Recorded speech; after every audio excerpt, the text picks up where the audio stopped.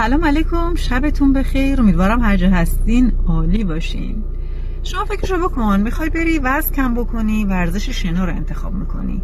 چرا؟ چون میبینی هر کسی که داره شنا کار میکنه بدن فیت و رو به راهی داره. نه عزیز من، اشتباه میکنی. این رو محققی به اسم نسیم طالب اومده اثباتش کرده. اونم میخواست وزن کم بکنه، رفت دنبال ورزش شنا. بعد از چند وقت متوجه شد که بابا این اشتباهه که تو فکر کنی اگر بری شنا کار بکنی بدنت فیت میشه.